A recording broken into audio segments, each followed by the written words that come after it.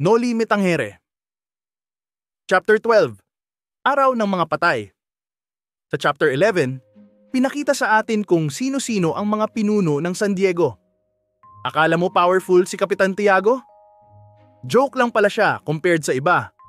Ang tunay na labanan, ang kura paroko na si Padre Salvi versus ang alferes ng Guardia Civil.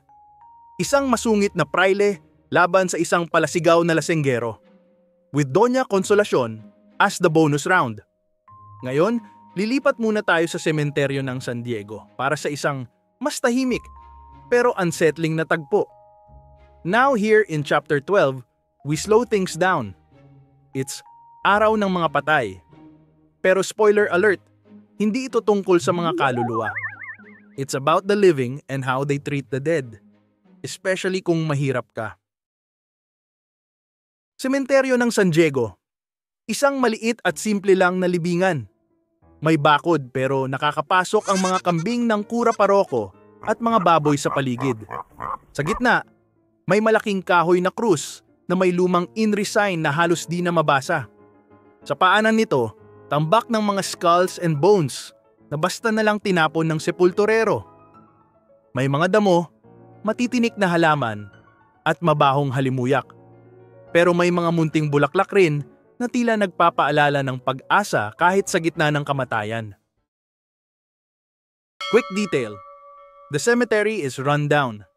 Some tombs are ruined, some are being dug up to make room. Bones are being moved, and skulls are thrown aside casually. Reminder lang, this is a review, not a replacement. Basahin mo pa rin ang libro, bestie. Dalawang sepulturero, isang takot, isang nonchalant. Habang tahimik ang paligid, may dalawang lalaking naguhukay ng bagong libingan. Isang sepulturerong sanay na, walang pake. Yung isa, takot na takot. Scared sepulturero. Pre, dito ba talaga tayo huhukay? Parang bagong libing pa to ah. Nonchalant sepulturero. Ano ka ba? Pare-pareho lang yan. Scared sepulturero. Hindi ko na kaya. Yung buto na nahati mo, parang may dugo pa. At tong buhok na to, parang sariwa pa. Nonchalant sepulturero. Para yun lang. Ang arte mo naman. Mas masama yung hinukay ko isang gabing umuulan. Tapos bigla siyang nagkwento. Isang gabi, pinapahukay ng matabang kura ang bangkay ng isang taong ayaw niya. Kailangan daw ilipat sa sementeryo ng mga inchik. Gabi na, umuulan pa, mabigat yung kabaong. Kaya, scared sepulturero. Bro, quit na ako! Hindi ako makakatulog at baka mapanaginipan ko pa to. Lumayas, siyang nanginginig habang tumatawa lang, yung isang sepulturero. Important tip. Ito ay pagpuna ni Rizal sa abuso ng kapangyarihan ng simbahan. Even the dead can't rest in peace kapag may galit sa iyo ang kura. Matandang naghahanap ng skull. Tahimik na pumasok ang isang matandang lalaki na walang suot na salakot. Pinagtatawanan siya ng mga tao pero deadma lang siya. Diretso siya sa bunton ng mga skull at nagsimulang maghanap ng isang particular na skull. Hinawakan niya ang isa, tinignan. Matanda. Hindi ito. Mali ang kulay.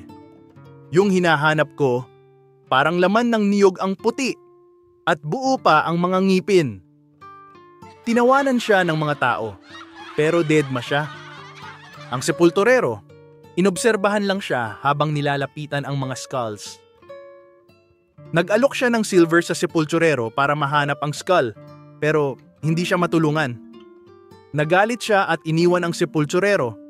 Sabay banat ng linyang, "You're like the grave you're digging. You don't know what you throw away, nor what you receive." And he leaves in the direction of the gate. Ang hanap niya, skull ng asawa niya. Emotional, pero tragicomedy ang dating. Iba ang pagtrato niya sa skull. May respeto, may pagkilala. Samantalang yung iba, basta buto lang. Important tip. The old man is a symbolic representation of personal memory versus public apathy. He values even a single skull, while others just throw bones around like basura. Themes and reflection. So, anong punto ng chapter na to? This isn't just about the dead. It's about how the poor are treated even after death. How memory is erased by poverty. How workers, like sepultureros, become numb to humanity. How religion loses its soul when justice is missing. Rizal doesn't show ghosts here. Instead, pinakita niya ang mas nakakakilabot. A society na kahit libingan ay may class system. Sige nga, try mong sagutin ang dalawang questions na to. Anong araw ang setting ng Kabanata 12?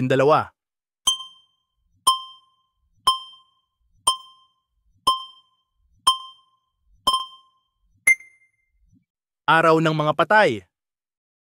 Ano ang hinahanap ng matanda sa bunton ng bungo?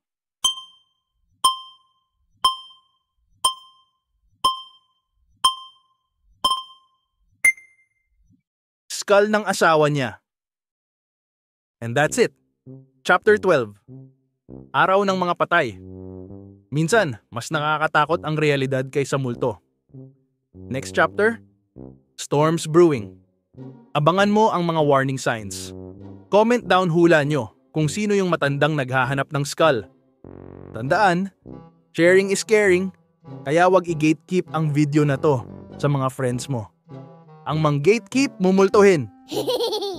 JK, see you sa next chapter!